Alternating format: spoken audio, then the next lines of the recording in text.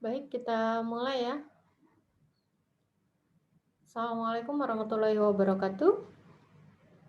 Waalaikumsalam warahmatullahi Waalaikumsalam warahmatullahi wabarakatuh. Wabarakatuh. Baik, teman-teman, kita review sebentar ya materi kita yang kemarin. Materi di awal kita sudah pelajari tentang sifat urutan pada R, grup ya, kemudian terhadap operasi penjumlahan, operasi perkalian ya. Kemudian kita sudah sampai di nilai mutlak ya. Pada nilai mutlak ada sifat yang penting, yaitu sifat ketaksamaan segitiga ya. Jadi sifat ketaksamaan segitiga itu nanti akan banyak digunakan di belakang, dan saya yakin teman-teman semua sudah tahu sifat itu ya, dan mungkin sudah sering digunakan selama ini. Baik, teman-teman, ada yang ingin ditanyakan dulu, mungkin saya persilahkan.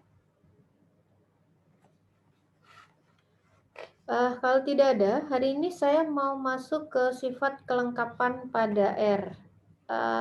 Sebelum saya masuk ke kelengkapan, saya harus kenalkan dulu tentang himpunan terbatas, ya. Oke. Ini saya suara saya jelas ya, nggak ngadat-ngadat. Ini di sini saya harus matikan kamera ya, mohon maaf karena sinyalnya nggak stabil. Oke. Ya, mohon nanti saya ditegur jika suara saya tidak jelas ya, teman-teman. Baik, di sini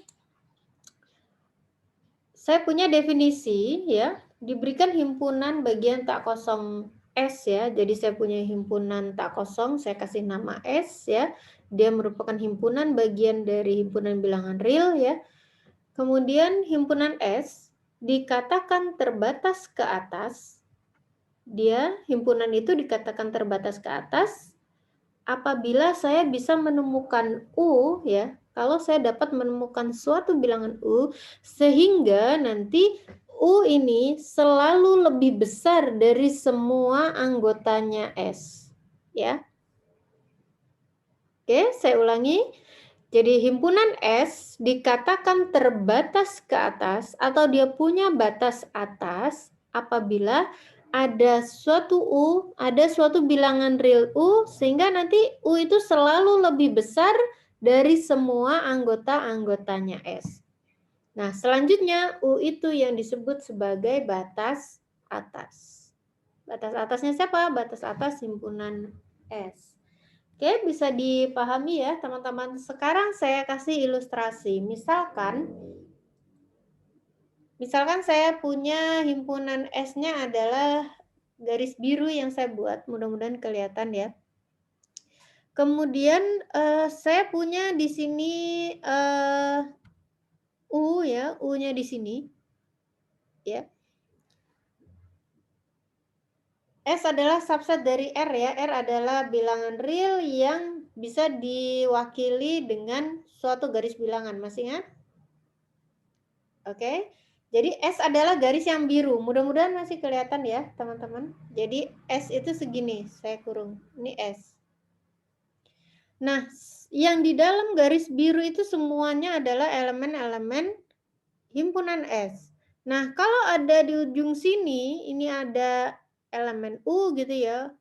U bisa jadi anggotanya S, tetapi tidak harus anggotanya S. Ingat, U anggota siapa? U elemen bilangan real. Ya, U adalah elemen bilangan real.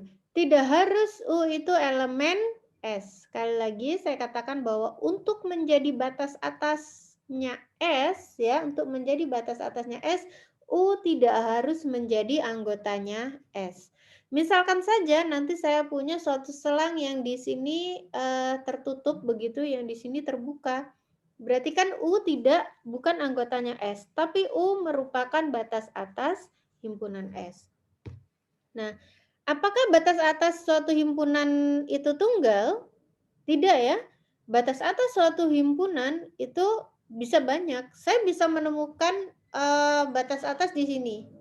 Ya kan? Kenapa? Karena himpunan di sini kalau saya kasih nama T begitu ya.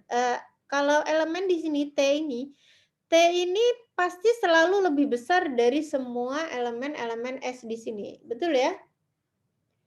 Oke, ini kita masih berbicaranya di real ya. Oleh karena itu saya kasih ilustrasinya di garis bilangan. Oke. Saya tidak tahu posisi 0 apakah di sini nolnya atau kan 0 ada di sini atau di tengah sini. Ini sembarang. Sekali lagi ini masih sembarang ya, teman-teman. Nah, jadi untuk menjadi batas atasnya S, sekali lagi dia harus selalu lebih besar ya, selalu lebih besar dari semua elemen-elemennya himpunan S. Bisa dipahami ya itu batas atas. Nah, batas atas sekali lagi yang pertama tidak harus menjadi anggotanya. Yang kedua, ya, yang kedua, batas atas suatu himpunan itu tidak tunggal. Saya bisa menemukan banyak sekali bilangan-bilangan di sini yang merupakan batas atas himpunannya S.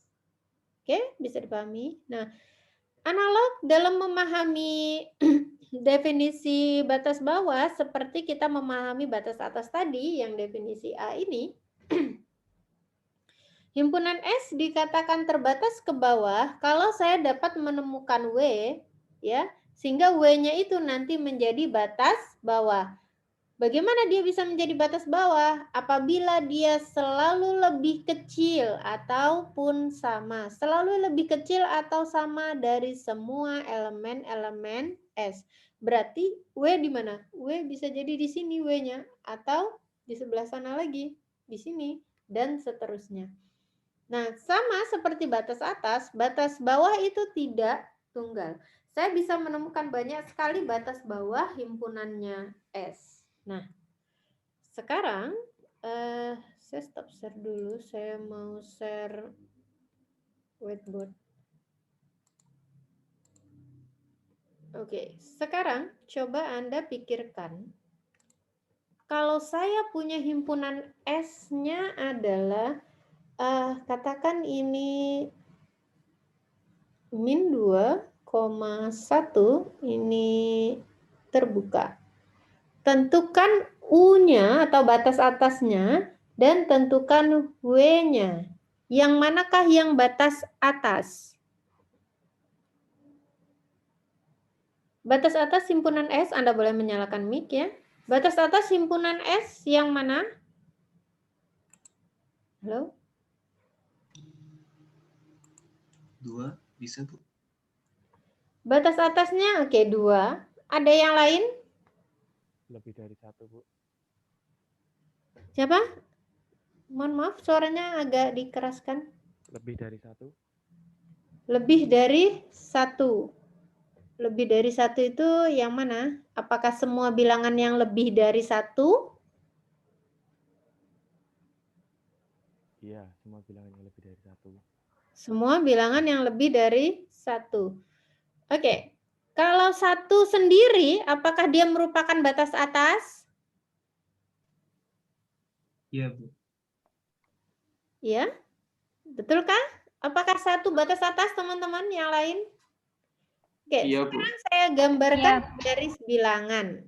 Ya, sekarang kita cek kalau teman-teman masih bingung. Misalkan saya punya, anggap ini garis merah itu adalah garis yang sangat lurus sekali. Misalkan berarti ini 0 ya. Misalkan ini min 2, kemudian ini 1 ya. Misalkan begitu. Berarti oke, ini harusnya tertutup begitu. Tertutup ya. Kemudian satunya terbuka. Ya. Ini daerah yang saya arsir biru adalah semua anggota himpunan S. Oke, 1 tadi katanya batas atas. Betul? Adakah yang tidak setuju? 1 itu bukan batas atas. Ada? 1 batas atas bukan?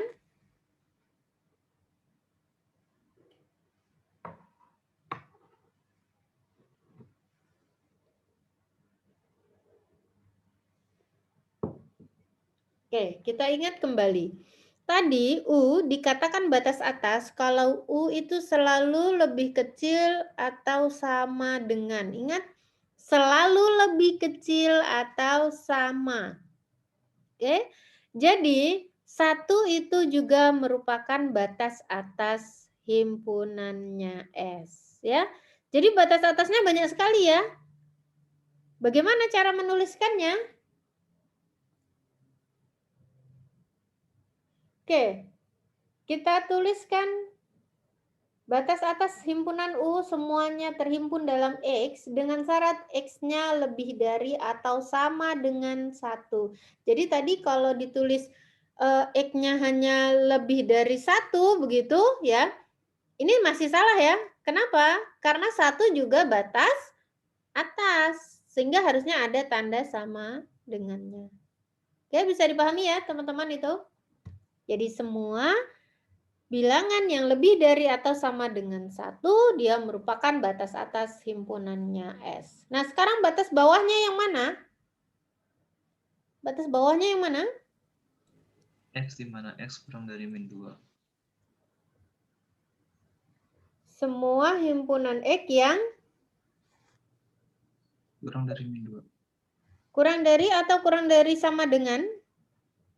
Kurang dari, Bu. Kurang dari sama dengan. Kurang dari atau kurang dari sama dengan? Kalau kurang dari berarti Kurang dari. kurang dari min 2 atau ada sama dengannya. Oh, Pakai sama ada Bu, ada Bu. Ada atau tidak? Ada. X kurang dari sama dengan min 2 begitu. Kalau Anda katakan seperti ini, berarti min 2 juga batas bawah. Min 2 batas bawah kah? Min 2 batas bawah enggak? Iya. Iya. Oke, kita lihat kembali. Tadi untuk menjadi batas bawah, W itu harus selalu lebih kecil atau sama. Ingat, lebih kecil atau sama dengan anggotanya S. Berarti min 2 ini juga merupakan batas bawah ya. Jadi semua bilangan yang lebih kecil atau sama dengan min 2 ke sana, begitu, itu merupakan batas bawah. Bisa dipahami ini teman-teman? Bisa ya? Ya. Jadi ini himpunan harusnya gini ya. Bentar. Izin bertanya, Bu. Himpunan semua batas atas. Oke. Kemudian yang bawah himpunan semua batas bawah. Oke. Jadi yang ini adalah semua batas atasnya, yang ini adalah semua batas bawahnya. Oke? Oke, ada yang mau ditanyakan dalam mencari batas bawah dan batas atas? Izin bertanya, Bu. Oke, silakan. Berarti itu S himpunan tertutup atau tidak tertutup itu tidak berpengaruh ya, Bu? Saya tidak mengatakan dia berpengaruh atau tidak, yang jelas saya hanya berpatokan pada definisi batas bawah dan batas atas. Kita tidak Baik, bisa Bu. memandang dia berpengaruh atau tidak, yang jelas yang harus Anda ingat adalah untuk menjadi batas bawah dan batas atas tidak harus anggotanya S. Oke? Tidak harus Baik, Bu. anggotanya S. Bisa jadi dia menjadi batas atas tapi dia bukan anggotanya. Oke? Gitu. Baik, Bu. Terima kasih. Oke. Ada lagi yang ingin ditanyakan? Anda harus paham betul tentang konsep batas atas, batas bawah ini ya teman-teman. Sebelum saya masuk ke suprimum dan infimum. Karena nanti dalam mendefinisikan suprimum dan infimum, saya menggunakan konsep batas atas dan batas bawah. Jadi Anda harus benar-benar paham apa itu batas atas dan batas bawah. Ya.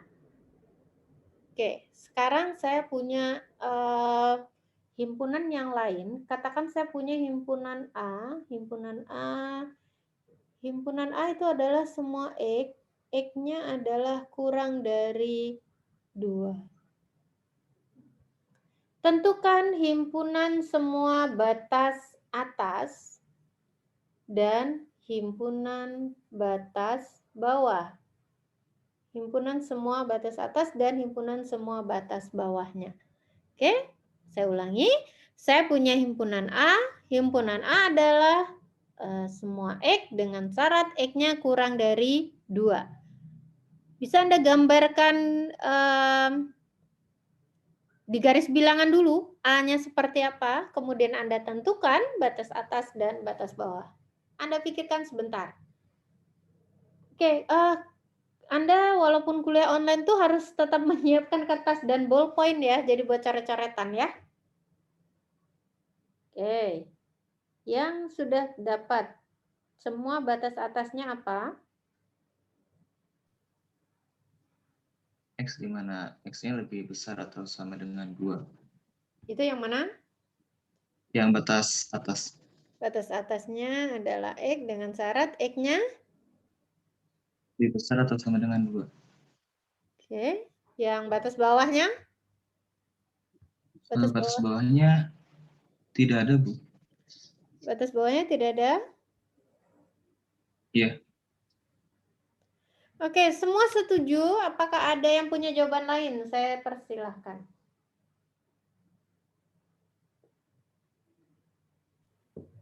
Batas atasnya X di mana X lebih besar sama dengan 1, Bu.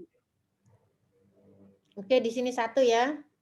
Oke, saya tulis singkat aja ya, karena keterbatasan whiteboard. Yang batas bawahnya, Mbak? Batas bawahnya tidak ada karena dia kan semua X yang kurang dari 2. Oke. Oke. Ada lagi? Cuman bedanya ini 2, itu 1 ya. Ada yang punya jawaban lain lagi? Silahkan Anda nyalakan mic Anda.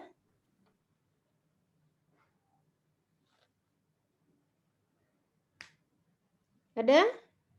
Oke, baik. Sekarang kita lihat ya. A itu seperti apa? A kalau kita gambarkan di garis bilangan seperti ini ya. Misalkan saya punya 0 di sini, kemudian 1, 2. Oke. Yang di sini adalah -1 dan seterusnya ya. Oke. A saya yang mana? A-nya katanya semua X yang kurang dari 2. Kalau kurang dari 2 berarti ke sana ya. Gitu. Tapi dia terbuka. Ini terbuka. Artinya apa? 2 bukan anggota himpunan A. Oke? 2 bukan anggota himpunan A. Jadi anggota himpunannya A yang mana?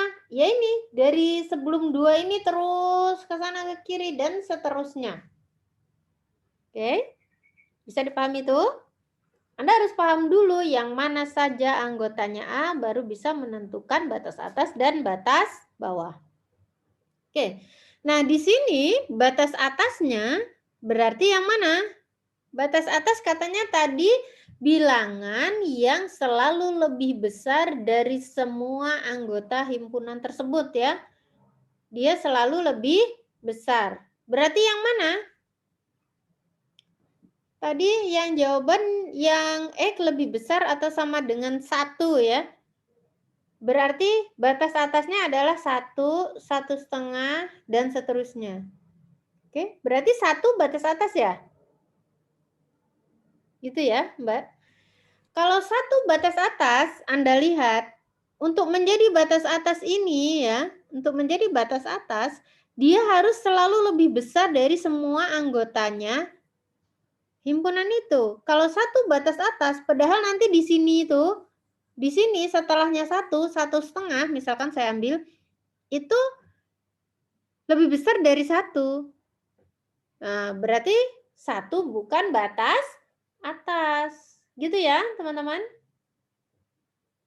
Nah, jadi batas atasnya mulai dari mana nih?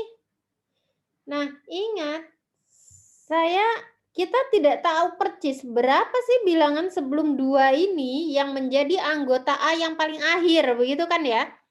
Nah, oleh karena itu benar jawaban teman Anda bahwa himpunan semua batas atas itu sebenarnya ini X dengan syarat X lebih besar sama dengan 2. Jadi mulai dari 2 dan seterusnya ini merupakan batas atas. Kenapa? Saya ambil 2. Kenapa 2 merupakan batas atas? Karena semua anggota-anggota A ini selalu lebih kecil dari 2. Gitu ya.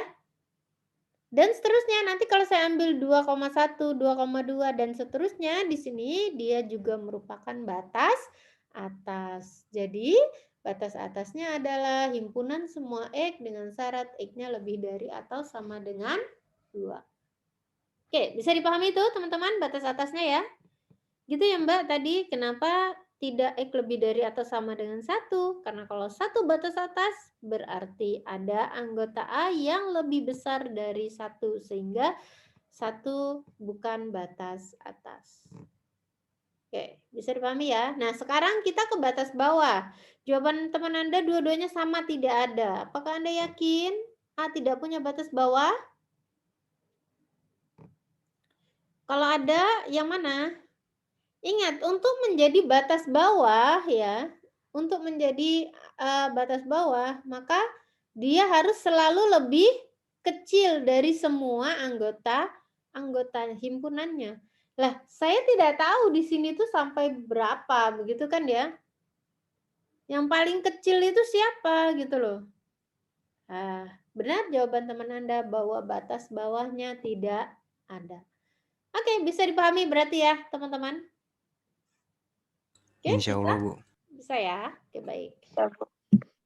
Baik. Ada yang ditanyakan dulu mungkin? Ada? Misalkan sekarang kita buat himpunan berbentuk 1 per N plus 1. Dengan syarat N-nya bilangan asli. Oke? Saya punya himpunan B. B adalah 1 per N plus 1 dengan N-nya adalah bilangan asli. Tentukan himpunan semua batas atas dan himpunan semua batas bawahnya jika ada. Ya, bisa Anda gambarkan dulu di garis bilangan.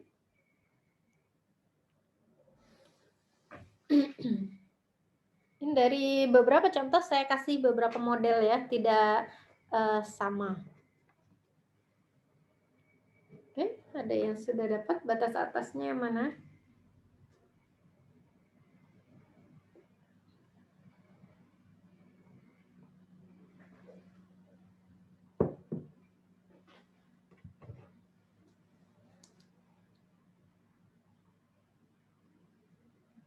Batas atasnya udah ketemu belum? Batas bawahnya kalau ada?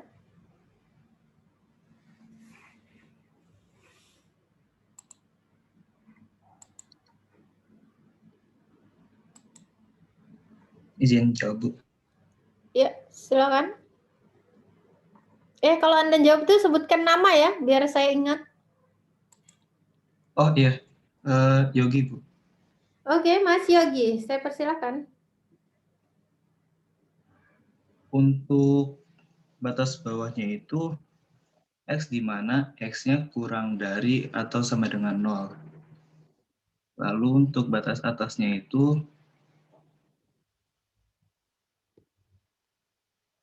X X di mana X lebih besar atau sama dengan setengah.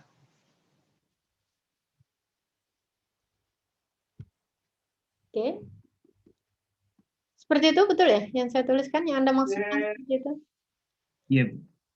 Oke, ada yang setuju atau ada yang punya jawaban lain? Saya persilahkan.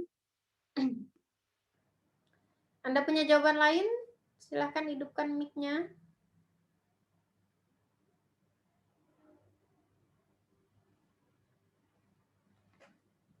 Semua setuju kah? Halo, halo.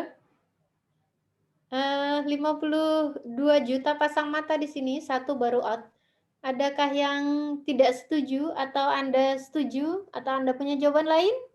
Saya punya jawaban lain, Bu. Oke, sebutkan nama dan jawabannya apa? Raka batas atasnya lebih dari sama dengan 1 dan batas bawahnya kurang dari sama dengan -1. Oke, saya tulis singkat ya. Sebenarnya maksudnya nanti ini tuh menggantikan ini tuh menggantikan ini. Gitu ya, Mas ya? Iya, Bu. Oke. Ada lagi yang punya jawaban lain? Satu lagi deh, satu lagi. Ada yang punya jawaban lain?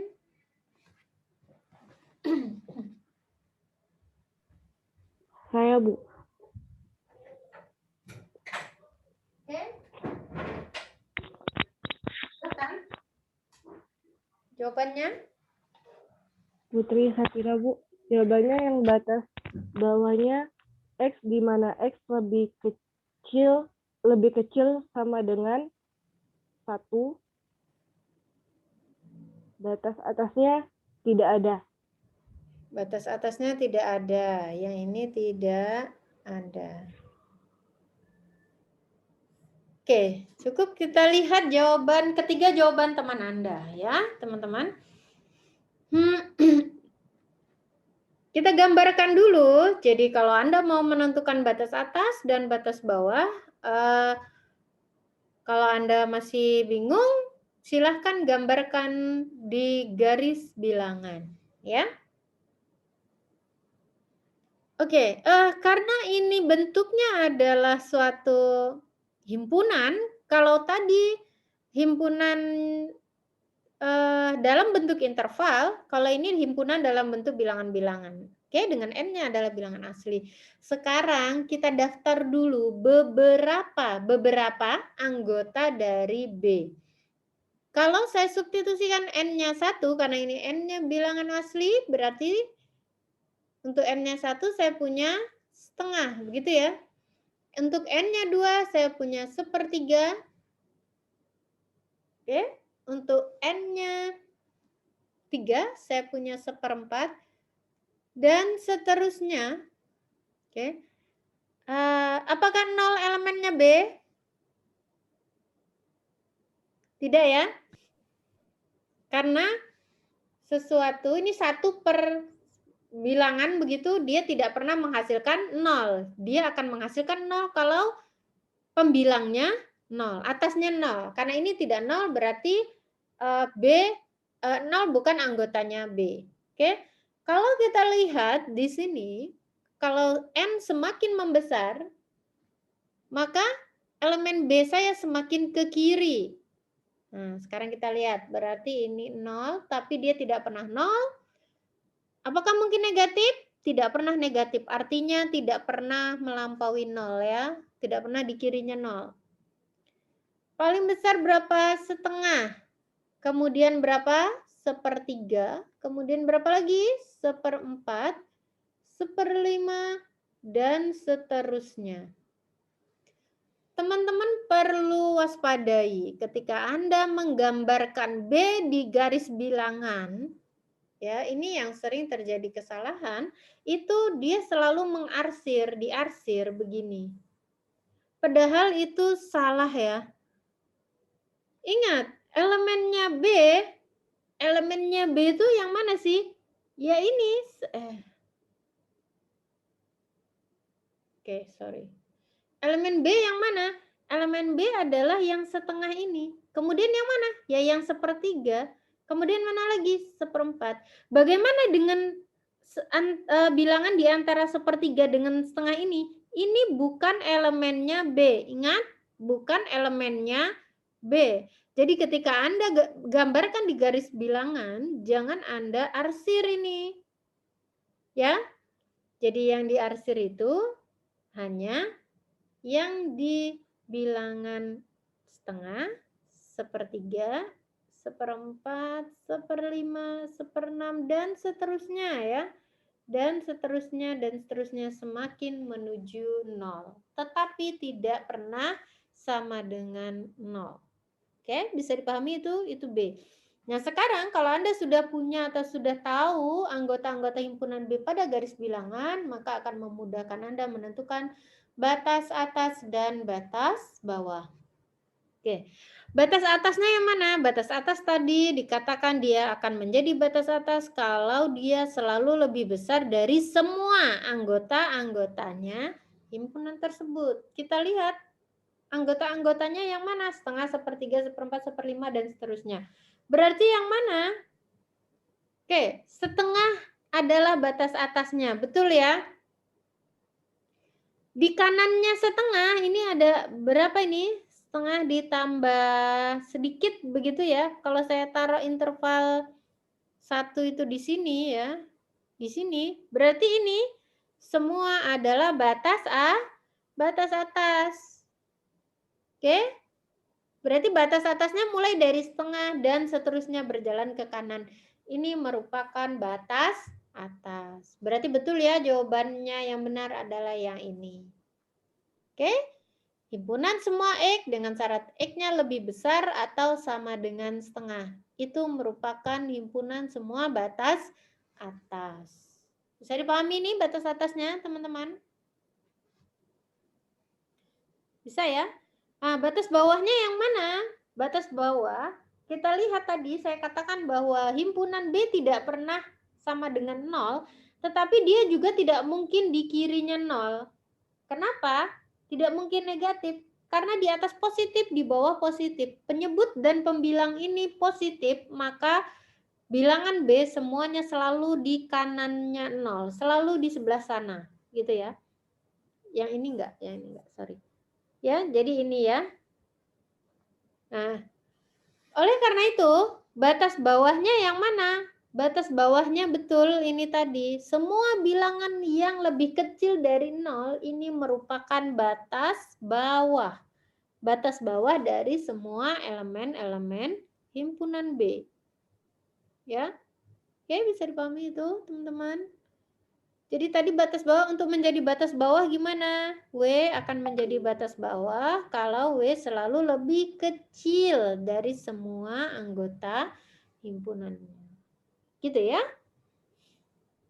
Baik. Semoga bisa dipahami ya teman-teman tentang batas atas dan batas bawah. Oke. Ada pertanyaan mungkin? Saya persilahkan.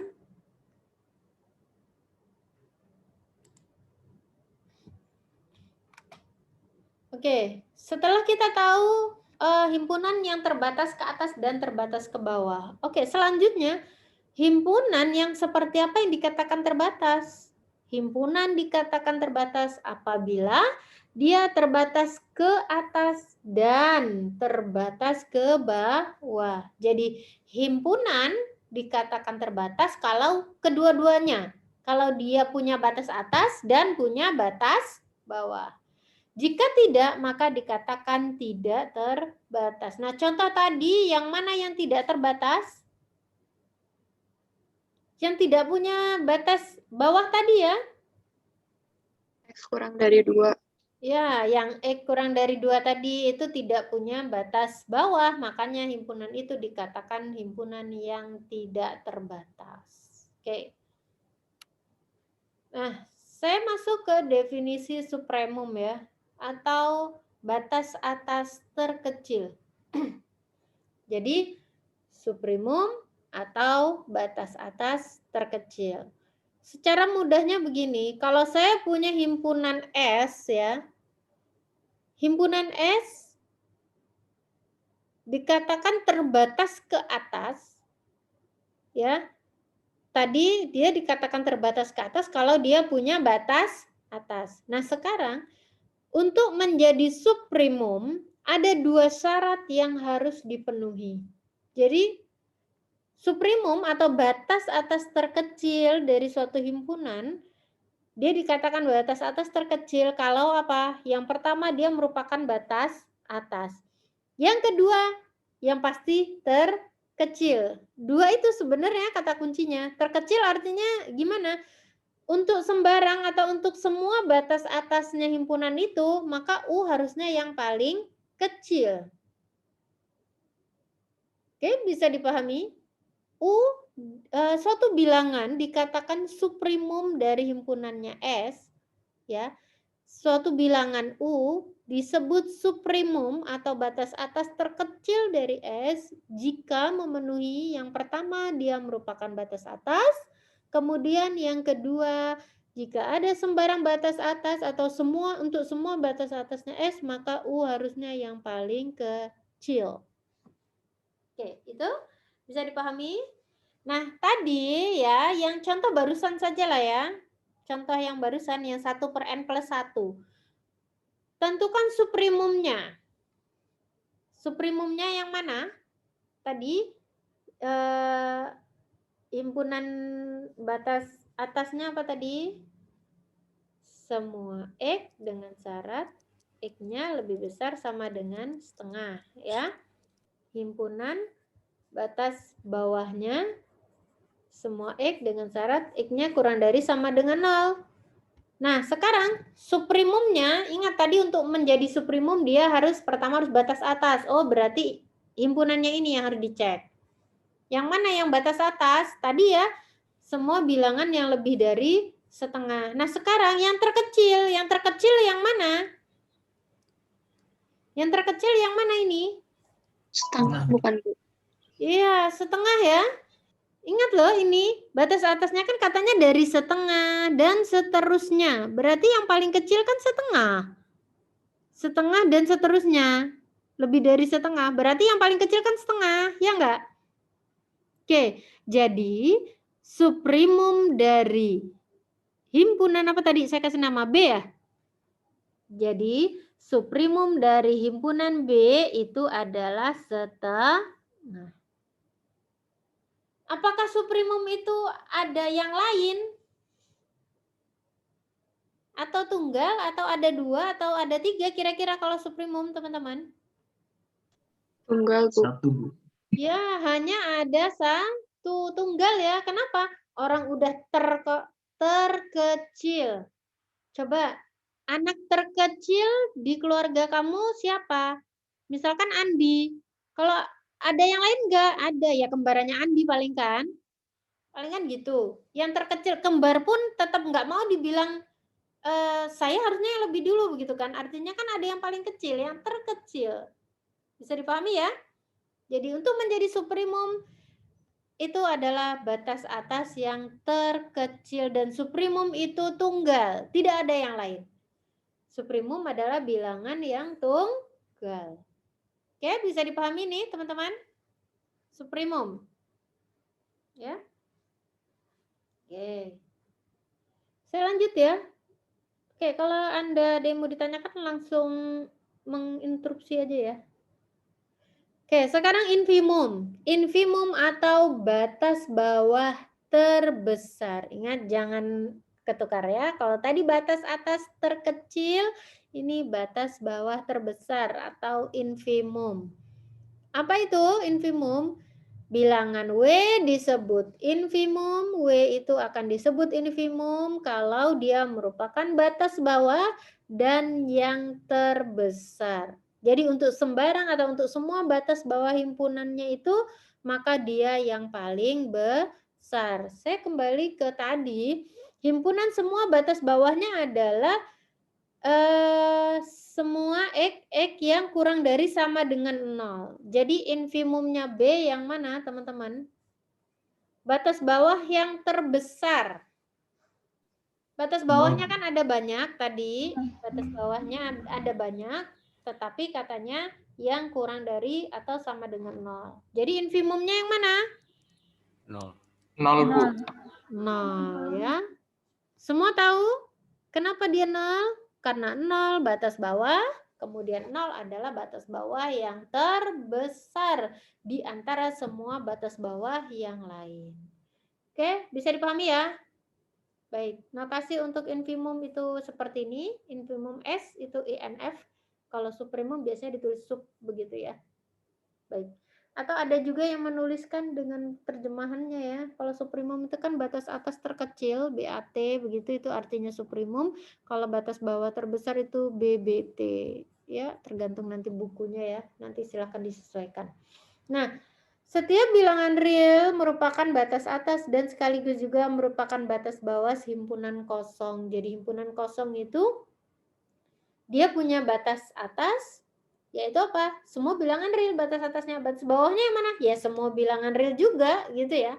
Nah, tetapi di sini himpunan kosong itu tidak punya suprimum dan infimum.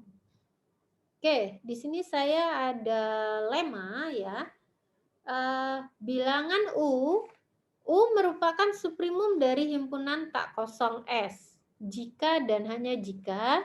Jadi ini teman-teman apa namanya? Sifat dari bilangan suatu suprimum ya. Jadi dia kalau tadi saya menyatakan suprimum dengan definisi tadi, suprimum adalah batas atas, kemudian yang kedua dia merupakan yang terkecil. Nah, lema ini atau sifat ini pernyataan lain untuk menyatakan suprimum. Bagaimana? U dikatakan suprimum kalau ini sama ya, batas atas ya. Ini kan sebenarnya pengertian batas atas. Yang kedua yang agak sedikit berbeda ya. Kalau saya punya V yang kurang dari U, maka ada S aksen elemen S sehingga V kurang dari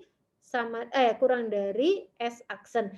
Jadi ini seolah-olah mengatakan kalau ada bilangan yang lebih kecil dari U, maka dia bukan batas atas. Betul nggak?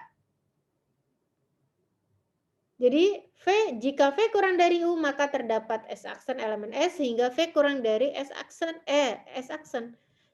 Ini artinya apa sih? V kurang dari S aksen. Ada bilangan yang lebih besar dari V ya, berarti V bukan batas atas.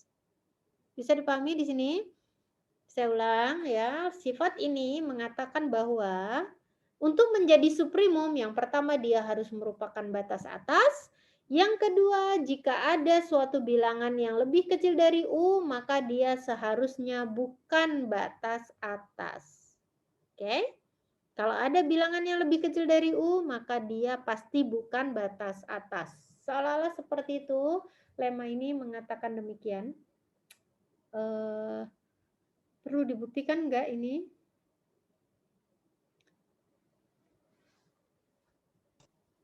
Perlu, Bu. Susahnya ini harus pakai whiteboard. Saya masuk ke whiteboard dulu ya. Oke, silakan kalau sambil ada yang ingin Anda tanyakan ya. Saya mau ke whiteboard ini. Tadi diketahui atau begini. Kan tadi kalimatnya jika dan hanya jika begitu ya. Kalau jika dan hanya ini U suprimumnya S jika dan hanya jika gitu kan tadi ya. Yang pertama apa ya tadi A kurang dari sama dengan U begitu ya. Oke. Kemudian yang kedua jika V kurang dari U begitu maka ada S elemennya S sehingga nanti V itu kurang dari S. Oke. Oke itu ya. Oh tadi S aksen ya. Sama ya. Nanti silahkan disesuaikan ya ini. Nah, untuk membuktikan pernyataan jika dan hanya jika, teman-teman, kita harus menunjukkan dua arah ya. Tetapi untuk yang ke arah kanan itu, yang ke arah kiri itu mudah ya sebenarnya. Karena pakai definisi gampang. Yang ke kanan. Yang ke kanan berarti diketahui U adalah suprimumnya S. Berarti kalau U suprimumnya S berdasarkan definisi suprimum tadi ya, yang pernyataan yang pertama pasti sudah benar. Oke, saya ulang. Jadi karena diketahui U sama dengan suprimumnya S, maka yang satu pernyataan satu sudah benar. Kenapa? Karena U suprimumnya S pasti U merupakan batas atas. Ini tadi untuk setiap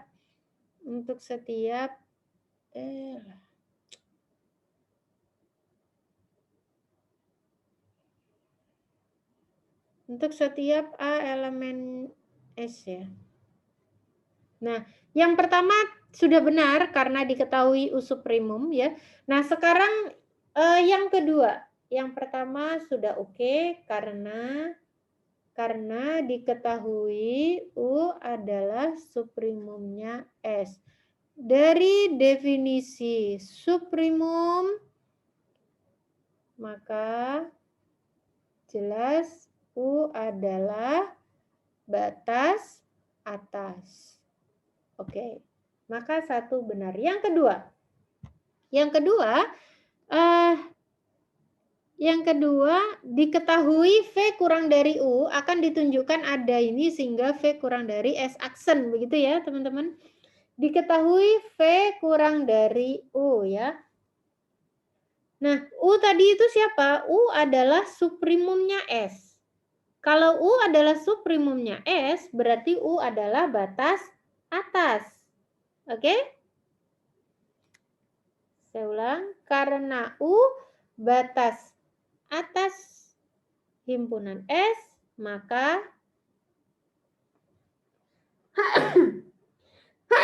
alhamdulillah. Karena U batas atasnya S, sedangkan ada bilangan yang lebih kecil dari U, harusnya gimana? Untuk menjadi batas atas gimana harusnya? Semua bilangan yang lebih kecil dari dia pasti bukan batas atasnya S, gitu ya.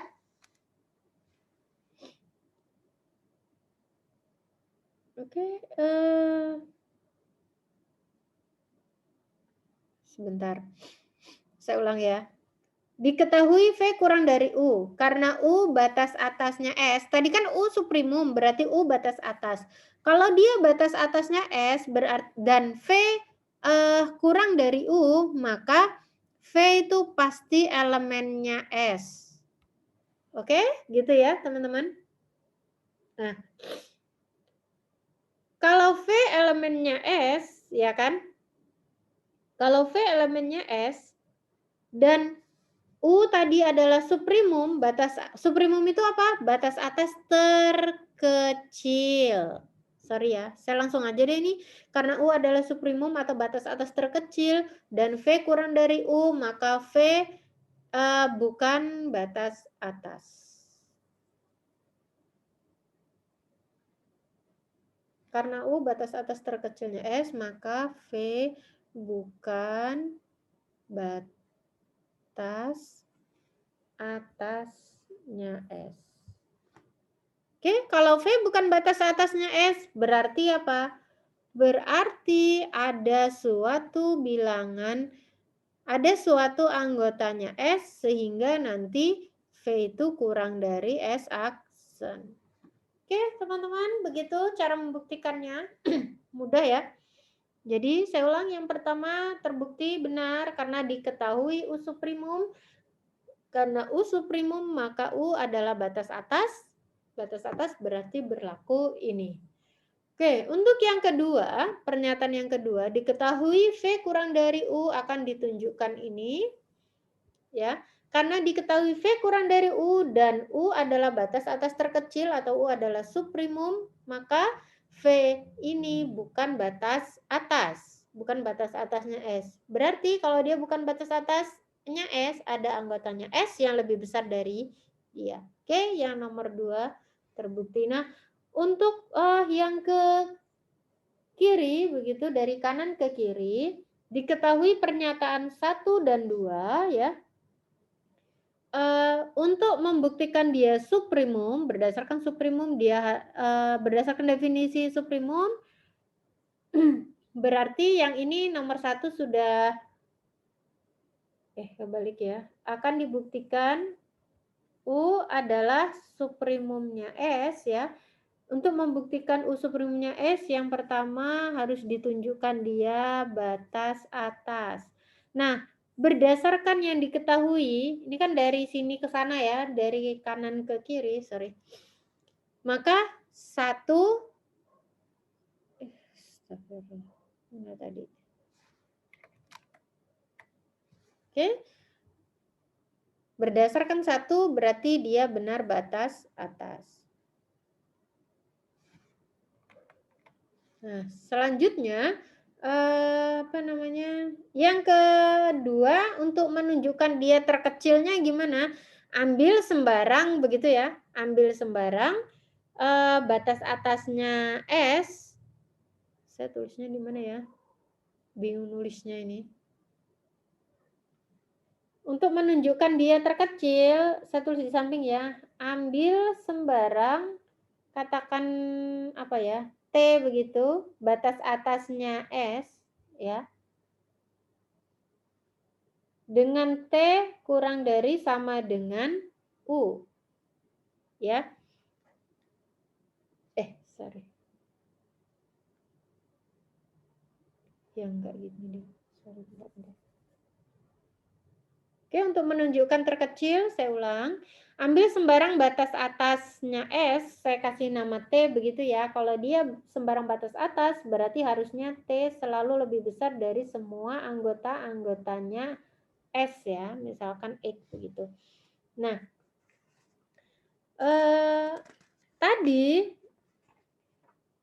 kita lihat bahwa untuk menjadi berdasarkan yang diketahui ini ya, kalau saya punya ini bisa harusnya diandaikan begitu ya, diandaikan andaikan yang kalau T batas atas juga, kemudian U tadi batas atas, kita mau cari yang terkecil.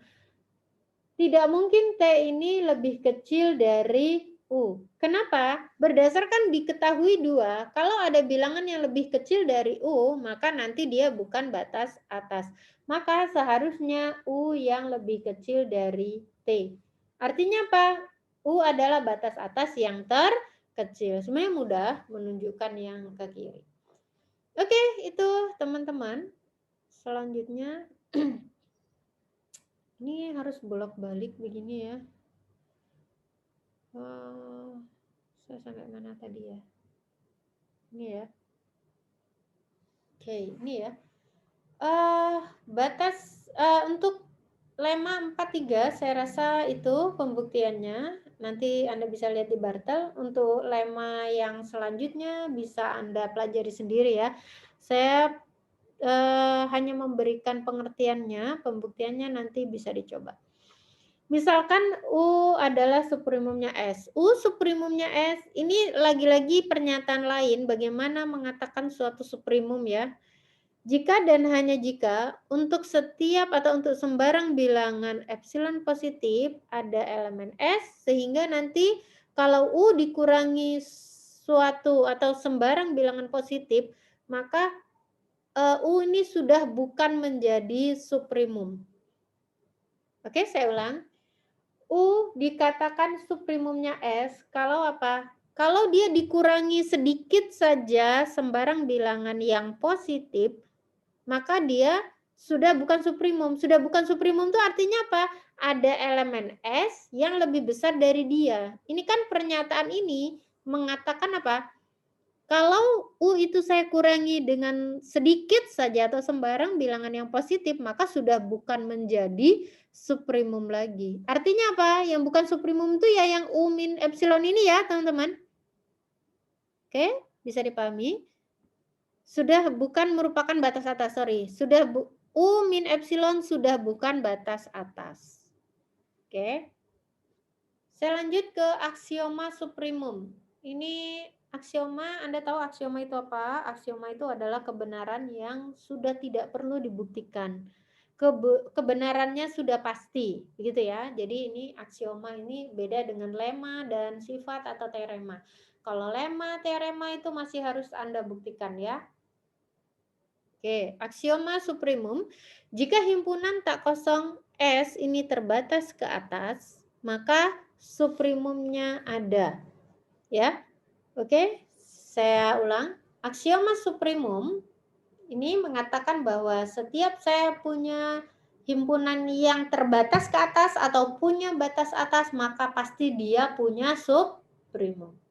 Oke, bisa dipahami di sini? Aksioma suprimum mohon diingat-ingat, nanti akan sering digunakan di belakang untuk membuktikan sifat.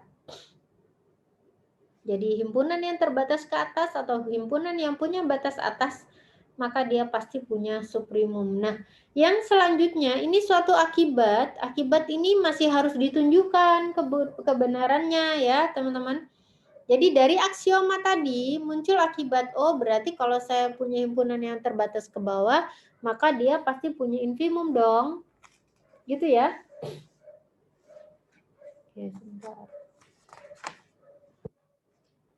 Oke. Sebenarnya saya sudah coret-coret, cuman takutnya nanti kalau saya kirim coret-coretannya, Anda nggak bisa baca ya. Oke lah, nanti Anda bisa lihat di bukunya Bartel ada ya buktinya ya. Jadi setiap himpunan tak kosong di R yang terbatas ke bawah itu punya infimum ya.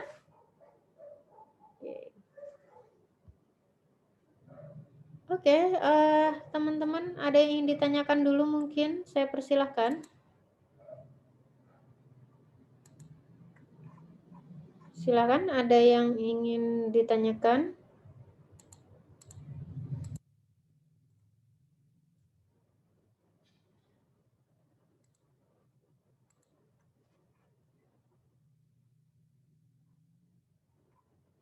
Ada sifat yang penting di tentang himpunan terbatas ini nanti kita sampai ke Archimedes, sifat Archimedes ya. Oke, ada yang ditanyakan tentang konsep suprimum dan infimum? Saya cepat saja ya. Fungsi F dikatakan terbatas. Kalau tadi saya berbicaranya himpunan, sekarang saya berbicaranya fungsi. Oke, kalau tadi himpunan, sekarang fungsi. Fungsi F dikatakan terbatas apabila dia terbatas ke atas dan terbatas ke bawah. Jadi konsep fungsi hampir sama dan sebenarnya sama seperti himpunan ya. Cuman pernyataannya ini adalah fungsi ya. Jadi fungsi F dikatakan terbatas apabila ada himpunan B sehingga nanti apa? Mutlak Fx. Jadi nilainya itu kurang dari suatu atau ada di ranknya ada di dalam suatu himpunan bilangan real begitu ya, atau semua Fx begitu ya kurang dari sama dengan suatu bilangan real ya. Oke. Diberikan fungsi yang terbatas, jadi ini bisa dipahami ya ini Fx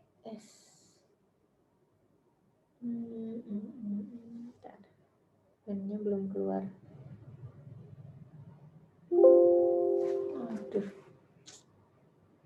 Sebentar.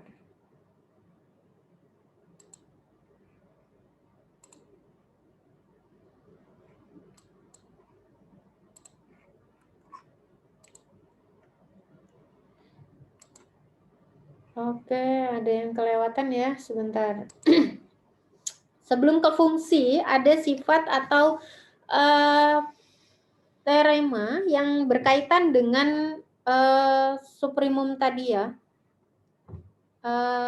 Sorry, tadi terlewat. Diberikan himpunan bagian tak kosong S yang terbatas ke atas. Jadi kalau saya punya himpunan S yang punya batas atas, dan A adalah suatu bilangan real, kemudian didefinisikan A ditambah S adalah himpunan, ini adalah suatu himpunan.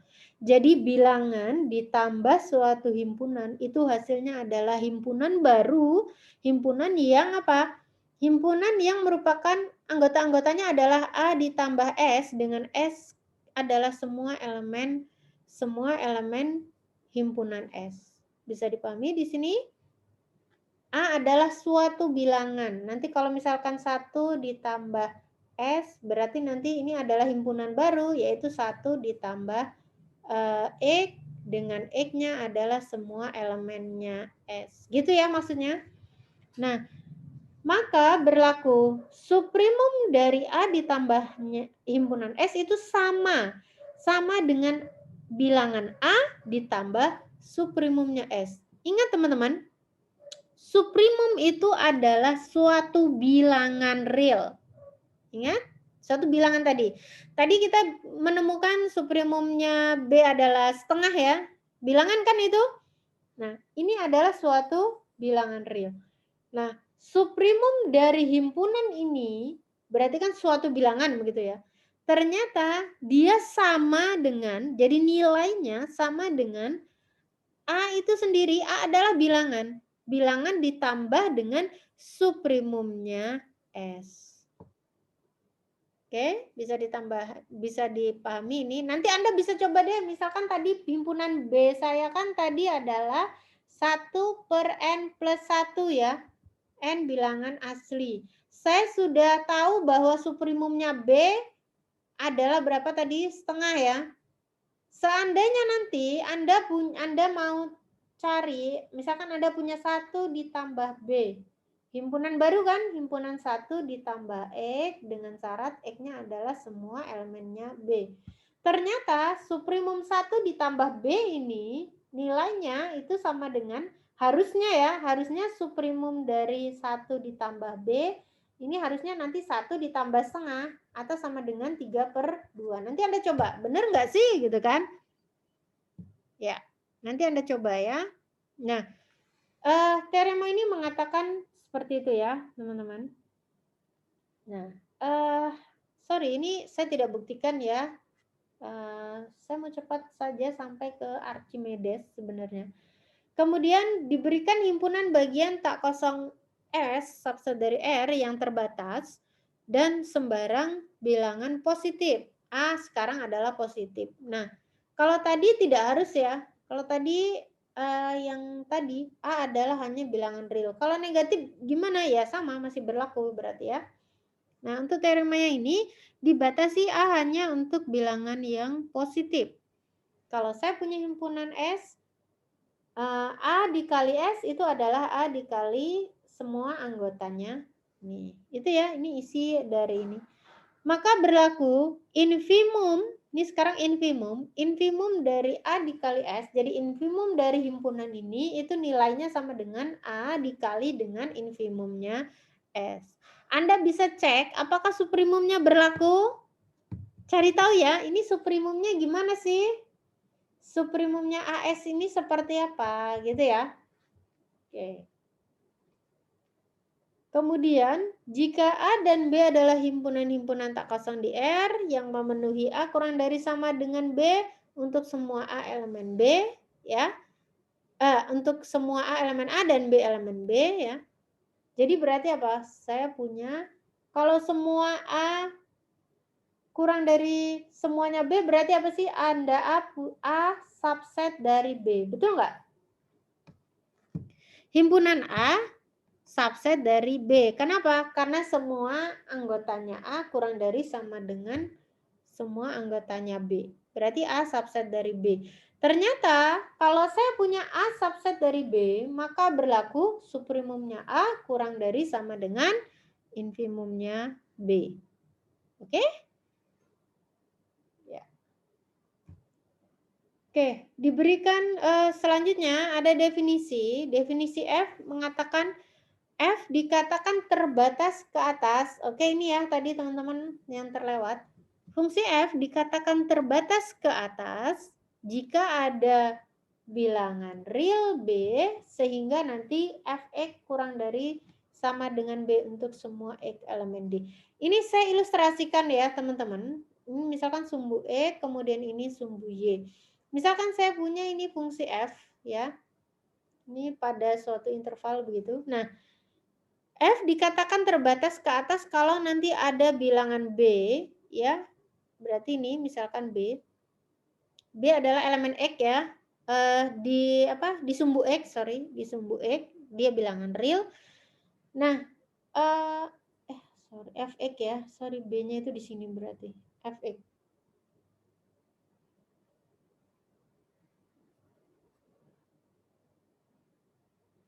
Saya ulang.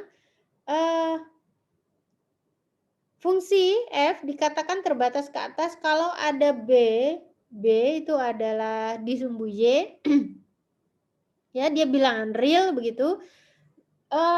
Kalau nanti Fx selalu lebih kecil, jadi nilai-nilai di sini ya, nilai-nilai ini selalu lebih kecil dari semua selalu lebih kecil dari B, begitu, maka fungsi F saya dikatakan terbatas ke atas oleh B.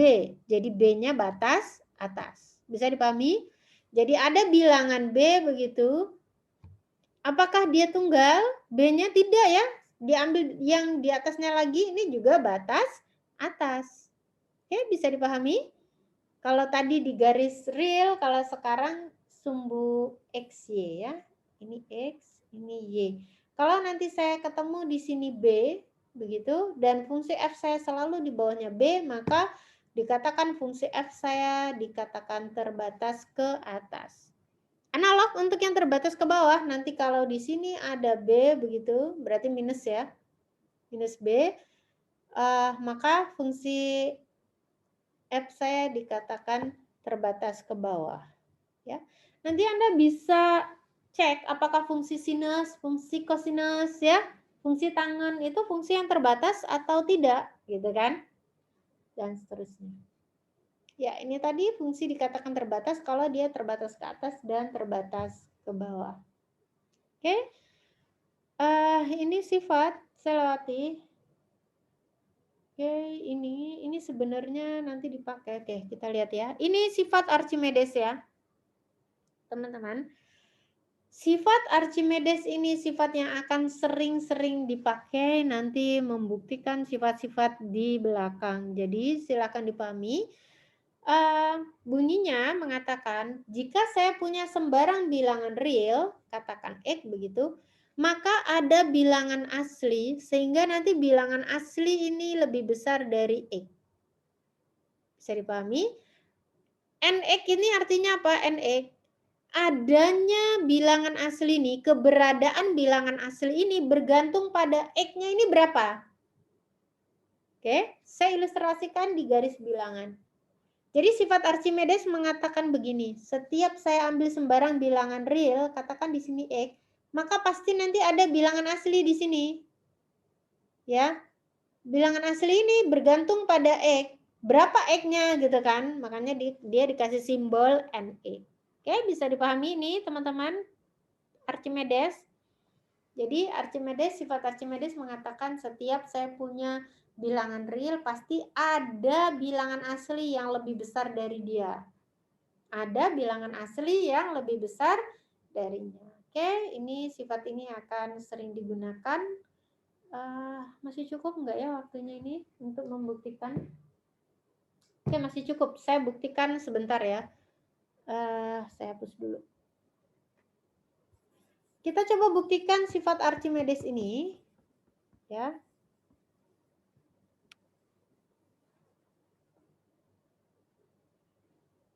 Oke, mungkin enggak merah ya, biru. Oke, kita lihat buktinya.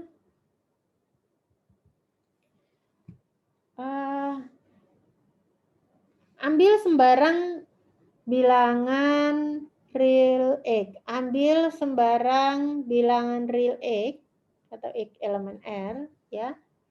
Akan ditunjukkan ada ini sehingga nanti berlaku ini. Tetapi sekarang saya andaikan sebaliknya. Saya mau pakai teori pengandaian, nanti saya cari suatu kontradiksi ya. Saya andaikan X itu lebih dari semua bilangan asli untuk semua N elemen N. Oke, kebalikan dari pernyataan ini kan ini ya, betul ya? Betul nggak? Andaikan X lebih dari sama atau sama dengan N untuk semua bilangan asli. Oke? Nah, berarti apa? Kalau X selalu lebih besar dari N untuk semua N elemen himpunan bilangan asli. Berarti X sebagai apa di sini? Ingat tadi definisinya di depan, X sebagai apa? Berarti X ini merupakan batas atas. Batas atasnya siapa? Batas atas himpunan semua bilangan asli itu. Lah iya dong, orang X selalu lebih besar dari semua anggotanya kok. Ya kan? Berarti apa? Berarti X merupakan batas atas. Teman-teman di sini harus diperhatikan, saya singkat saja tidak semua saya tulis ya. Nanti silakan Anda salin sendiri ya. Oke. Saya ulang, saya andaikan X selalu lebih besar atau sama dengan N untuk semua N adalah bilangan asli. Nah, hal ini secara tidak langsung mengatakan bahwa X-nya berarti merupakan batas atas himpunan bilangan asli. Nah, oleh karena X batas atas bilangan asli, tadi kalau saya kurangi saja dengan katakan 1 begitu ya, berarti X saya kurangi dengan 1, ini sudah bukan batas atas, ya enggak? Bukan batas atasnya N. Betul ya? Tadi loh yang sifat yang dikurangi epsilon, saya katakan U min epsilon yang U min epsilon kurang dari X tadi. Ya. Saya ulang, karena U batas atasnya N, berarti kalau U min 1 pasti bukan batas atasnya N. Oke? Karena X min 1 pasti lebih kecil dari X, ya kan? Karena X min 1 kurang dari X, dan X min 1 bukan batas atas, berarti apa? Berarti ada Y elemen N, atau dari sini saja ya, karena X min 1 bukan batas atasnya N, berarti ada Y elemen N, sehingga apa? Sehingga X min 1 kurang dari Y. Ingat, X min 1 bukan batas atas, berarti ada anggota bilangan asli, sehingga X min 1 kurang dari Y. Kalau kedua ruas ini saya tambahkan 1, berarti saya punya X kurang dari Y plus 1. Betul ya? Y tadi elemen bilangan asli. Y ditambah 1. Pasti elemen bilangan asli bukan? Saya punya Y elemen bilangan asli. Suatu bilangan asli. Saya tambah dengan 1. Y plus 1 bilangan asli bukan teman-teman? Iya, Bu. Y plus 1. Jadi pasti elemen bilangan asli. Mungkin enggak ada elemen N, ya, ada elemen N yang lebih besar dari X. Ada bilangan asli yang lebih besar dari X. Kontradiksi dengan apa? Tadi loh kamu andaikan, katanya X itu selalu lebih besar dari semua bilangan asli. Semua.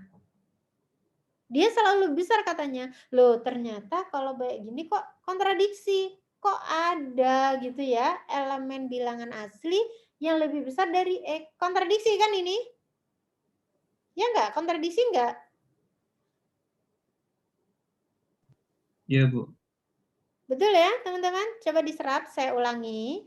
Tadi kita andaikan X selalu lebih besar dari semua anggota bilangan asli. Selalu lebih besar dari semua anggota bilangan asli.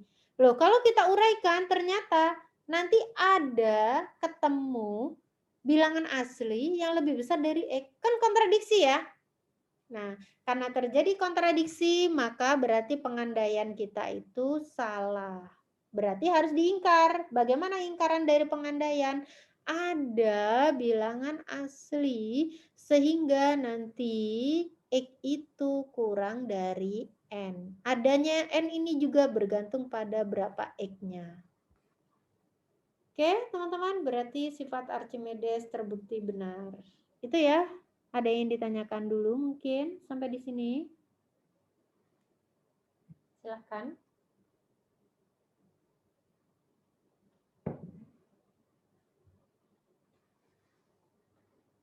Oke. Ada? Silakan diingat-ingat sifat Archimedes akan sering kita gunakan, ya. Nah, dari sifat Archimedes ini nanti ini bisa dibuktikan. Kalau saya punya himpunan seper N, ya, seper N bilangan asli. Kalau tadi saya punya 1 per N plus 1 ya, infimum himpunan ini adalah 0, ya. Oke, bisa Anda buktikan itu.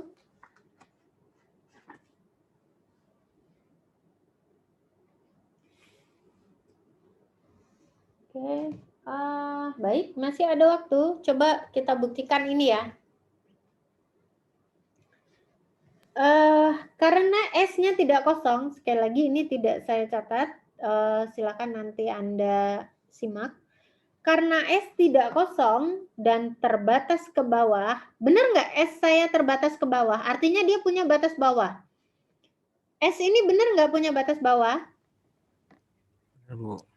Punya batas bawah nggak? Siapa sih batas bawahnya S? Siapa saja batas bawahnya S? Ini kalau saya daftar berarti S itu apa aja sih? 1, ya kan? Setengah. Oke. 1/3, 1/4. Ini hampir sama seperti tadi, jalan ke kiri, tapi dia tidak pernah 0, ya kan? Iya, Bu. Ya, dia tidak pernah 0. 1, setengah, 1/3, 1/4, 1/5, 1/1.000.000, 1/1.000.001, dan seterusnya. Oke. Infimumnya ternyata 0. Kita tunjukkan. Untuk menunjukkan infimum, dia harus punya batas bawah. Harus merupakan batas bawah. Tadi definisi infimum, silahkan diingat kembali. Infimum itu adalah dia harus merupakan batas bawah dan dia batas bawah yang terbesar. Ingat, untuk menjadi infimum, 1 dia harus batas bawah, yang kedua dia harus merupakan batas bawah terbesar. Oke? Ya, S saya pasti tidak kosong karena paling tidak ada 1 anggotanya S, ya kan? Dan S saya terbatas ke bawah. Terbatas ke bawah oleh 0. Artinya 0 benar batas bawah. Udah benar. Yang pertama udah dipenuhi. 0 merupakan batas bawahnya S. Betul. Nah, sekarang kita tunjukkan dia merupakan batas bawah yang terbesar. Oke? Saya namakan W. W adalah infimumnya S. W adalah infimumnya S. Kalau tadi 0 katanya batas bawah dan W saya kasih nama adalah infimumnya S. Infimum adalah apa? Batas bawah terbesar. Kalau 0 batas bawah juga berarti W harus lebih dari atau sama dengan 0. Betul nggak? Betul ya teman-teman? Jadi W adalah infimum, batas bawah yang terbesar. 0 katanya batas bawah, pasti W lebih besar atau sama dengan 0. Oke, silakan ini disimpan dulu, kasih nama bintang. Kemudian saya ambil sembarang bilangan epsilon positif. Oke. Nah, berdasarkan sifat Archimedes, ada N elemen bilangan asli, ya kan? Kalau epsilon tadi bilangan real, positif, 1 per epsilon itu juga bilangan real, ya enggak? Ada N bergantung pada epsilon, 1 per epsilon pasti kurang dari N. Ini berdasarkan sifat Archimedes ya, dari sifat Archimedes. Bisa dipahami teman-teman? Saya udah pelan-pelan ya nih.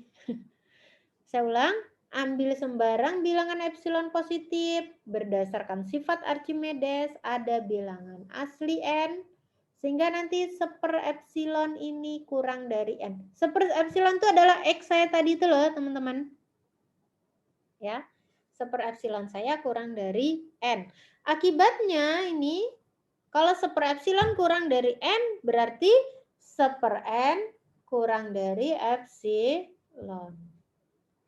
Oke, ini saya kasih nama bintang 2. Nah, dari bintang 1 dan bintang 2 ini, ya, W tadi itu siapa? W adalah infimum. 0 kurang dari sama dengan W, atau W lebih besar sama dengan 0, 0 kurang dari sama dengan W, sama ya.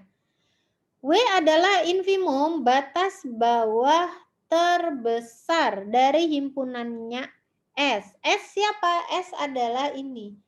Untuk menjadi infimum, batas bawah terbesar, dia harus batas bawah. Berarti apa?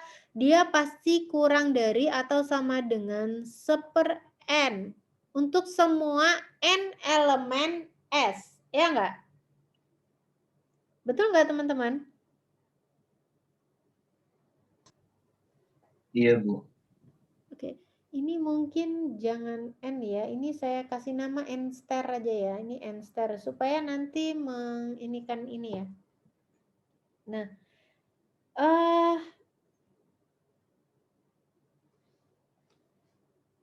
1/n star bisa jadi kurang dari atau paling enggak sama, dengan 1/n star. Kenapa? Ingat, 1/n ini ada di dalam sini. Oh, atau begini aja ya. Ini langsung aja deh. Sebentar. Nggak usah pakai ini. Sebenarnya bisa langsung tapi nanti bingung ya. Oke, gini. W adalah infimumnya S, ya kan? Berarti W selalu lebih kecil atau sama dengan 1/n. 1/n-nya yang mana? 1/n semua yang ada di sini ya kan? Termasuk yang mana? Termasuk yang ini. Gitu. Bisa dipahami? Berarti W pasti lebih kecil atau sama dengan 1/n saya yang ini. Ini kan tadi ada ya. Ada N sehingga 1/n kurang dari epsilon. Nah, W juga pasti kurang dari 1/n yang inilah. Nggak apa-apa. Karena 1/n ini kurang dari epsilon, untuk epsilon positif sembarang. Kita lihat teman-teman. 0 kurang dari sama dengan W kurang dari epsilon. Epsilon adalah bilangan positif sembarang. Nah, ini di awal saya punya sifat, nanti teman-teman bisa lihat. Kalau saya punya A yang suatu bilangan real yang lebih besar atau sama dengan 0 dan kurang dari sembarang bilangan. Ini tadi sembarang bilangan positif, maka yang hanya mungkin W ini sama dengan 0. Berarti benar infimumnya S itu sama dengan 0. Oke, bisa dipahami ini? Sifat yang ini dari sini ke sini ya. Nanti bisa lihat di depan, nanti saya kirimkan ininya ya. Ini nih enaknya gimana ya? Mudah-mudahan di ini saya ada ya di modul pembuktiannya. Oke, ada yang mau ditanyakan dulu sampai di sini bagaimana menunjukkan benar infimumnya S itu adalah 0. Ada yang ingin ditanyakan teman-teman? Saya persilahkan. Bisa dipahami ini? Oke, sebenarnya ini kalau online ini sulitnya di situ ya.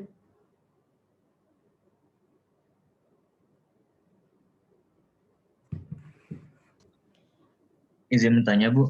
Oke, silakan. Untuk yang penentuan baik itu infimum ataupun supremum itu, apakah ada metode lain untuk mencarinya selain yang seperti ini, Bu? Misalkan dengan limit begitu, apakah bisa? Malah lebih sulit ya pakai limit. Ingat, di sini Anda belum kenal limit. Ya, ini walaupun Anda udah belajar di kalkulus 1 ya, jadi di sini untuk membuktikannya Anda diarahkan membuktikannya harus pakai sifat-sifat dasar yang sudah diketahui. Nah, sebenarnya ini kelihatannya aja panjang karena ada beberapa yang harus saya lengkapi begitu ya. Tapi sebenarnya pendek ya. Coba saja ini, jaminannya S harus tidak kosong benar karena 1 pasti elemennya S. S terbatas ke bawah oleh 0, berarti benar 0 batas bawah, gitu kan? Sebenarnya ini mudah sih, teman-teman cuma pakai logika aja lah ya. Pakai garis bilangan, tetapi pakai garis bilangan itu belum cukup ya untuk mengatakan bahwa 0 itu infimum gitu. Kalau Anda punya cara lain yang logis, sistematis, boleh aja. Ini hanya membuktikan teorema itu kan banyak cara ya, teman-teman. Oke, boleh saja. Tetapi kalau pakai limit, belum boleh. Di sini kan Anda dianggap belum tahu konsep limit ya. Kita belum masuk ke konsep limit fungsi. Oke, gitu ya. Iya, terima kasih, Bu. Ya. Ada lagi yang mau ditanyakan? Oke, nanti bisa Anda lihat. Nah, sifat-sifat yang lain, teman-teman, saya tidak bahas detail ya di sini. Tetapi ini akibat 5.7 ini nanti digunakan dalam membuktikan teorema densitas atau teorema kerapatan yang mana ya? Ini. Teorema 5, 10 ini yang saya pernah bahas di awal tentang ada ayat Al-Qur'an tentang nikmat itu ya, nikmat Allah yang banyak yang kita nggak bakal bisa menghitung nikmat Allah begitu ya. Nah, ini pernah dilakukan penelitian dengan Pak Saif ya, dosen kita sekarang sedang sekolah di luar negeri. Jadi teori densitas ini teorema densitas namanya, ini densitas atau kerapatan. Teorema ini ternyata sejalan begitu ya dengan ayat Al-Qur'an yang pernah saya sebutkan di awal bahwa saya punya nikmat satu begitu, ini nikmat Allah, yang lain ini nikmat. Di sini tuh ada nikmat yang tidak terhitung jumlahnya, banyak sekali. Nah, ini hampir sama seperti ini. Anda punya teorema 5.10 ini, teorema ini mengatakan kalau saya punya sembarang dua bilangan real, X kurang dari Y begitu misalkan, maka pasti di antaranya itu ada bilangan rasional. Q adalah notasi bilangan rasional. Ya. Jadi misalkan ini X, kemudian ini Y, maka saya bisa menemukan sini R. Atau sangat X dan Y sangat dekat sajalah begitu, pasti ada bilangan rasional di antaranya. Gitu. Nah, untuk membuktikan teorema ini, kita butuh ini, teman-teman. Nah, mulai dari sini, kemudian pakai ini, dan ini. Nah, saya minta Anda pelajari buktinya. Buktinya ini ada di buku Bartel. Nanti saya kasih kalau Anda tidak punya soft file-nya. Jadi silakan Anda pelajari, mudah kok. Ya, jadi kita lihat dulu maksudnya saja ya, nanti lihat pembuktiannya. Pertama, sifat ini akan digunakan nanti untuk membuktikan teorema densitas tadi. Ya, jika T lebih dari 0, jadi kalau saya punya bilangan real yang positif, T misal begitu, maka nanti ada bilangan asli. Ya, ada bilangan asli yang bergantung pada T. Jadi kalau NT itu maksudnya bilangan asli yang bergantung pada T. Gitu ya teman-teman. Jadi misalkan ini T, nanti kalau X berarti NX sama ya. Misalkan buku lain mengatakan X begitu sama. Jadi teorema ini mengatakan kalau saya punya bilangan real positif T, maka ada bilangan asli N sehingga nanti 1/N-nya kurang dari T. Oke, bisa dipahami ini. Jadi ini nanti juga banyak digunakan ya. Juga banyak digunakan di belakang. Jadi saya ulang, kalau saya punya bilangan real positif, maka ada bilangan asli, sehingga nanti 1 per bilangan asli itu kurang dari T. Oke, bisa dipahami ini? Ya, nanti silakan lihat pembuktiannya di buku referensi ya. Kemudian teorema yang kedua. Jika saya punya bilangan real, ini sekarang Y, ini cuma notasi aja ya.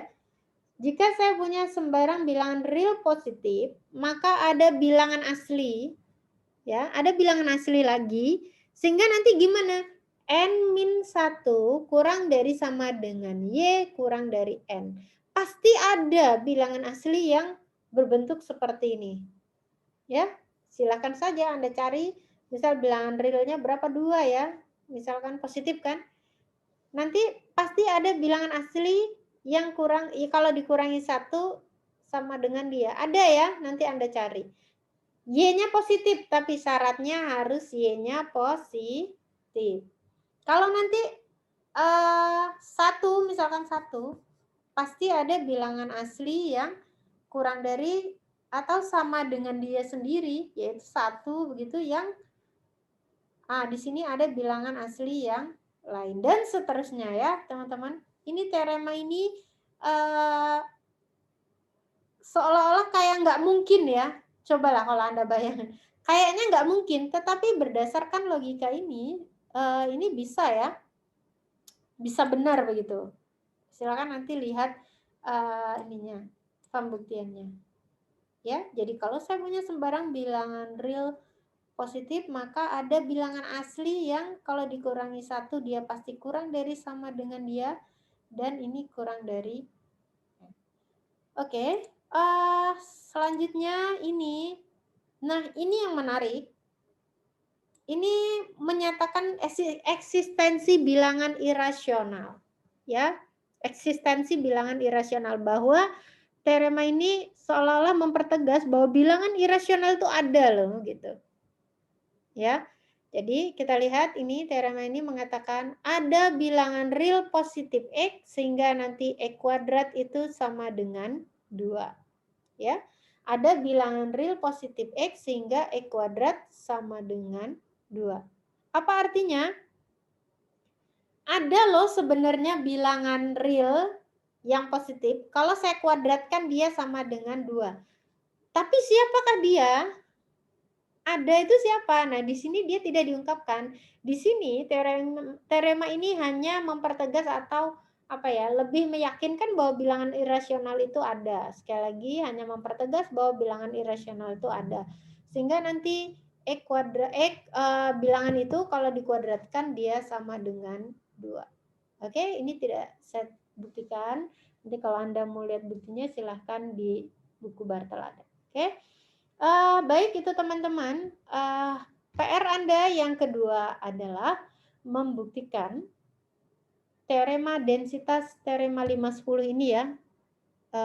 Buktikan jika X, Y elemen R dengan X kurang dari Y, maka terdapat R elemen bilangan rasional sehingga X kurang dari R kurang dari Y.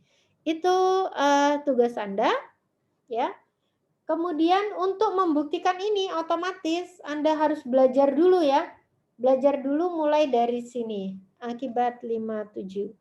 Ya. Memang yang dikumpulkan ke saya cukup teorema densitas tadi, tetapi saya minta Anda pahami bukti dari 57, 58 dan 59 baru Anda bahas atau buktikan 510. Oke, bisa dipahami ini. Ada yang ingin ditanyakan? Saya persilakan. Anda boleh berdiskusi di grup ya, teman-teman. Boleh berdiskusi di grup yang saya buat ya. Silakan. Ada yang mau ditanyakan?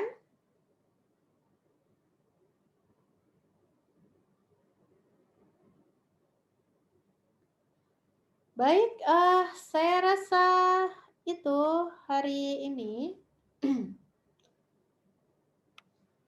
Saya berharap teman-teman mau belajar sendiri dan nanti bisa cari tahu di buku referensi. Nanti saya kirim ini.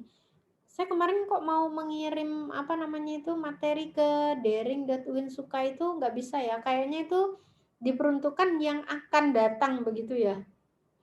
Kuliah yang akan datang gitu. Materinya harus dikasih dulu atau ini. Saya kok nggak bisa mengupload materi yang kemarin. Nanti saya upload di grup WhatsApp aja ya, teman-teman.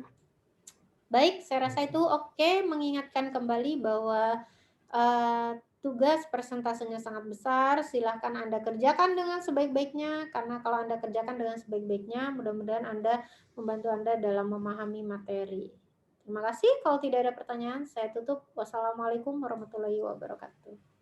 Terima kasih. Waalaikumsalam warahmatullahi wabarakatuh. Terima kasih banyak Bu. Waalaikumsalam.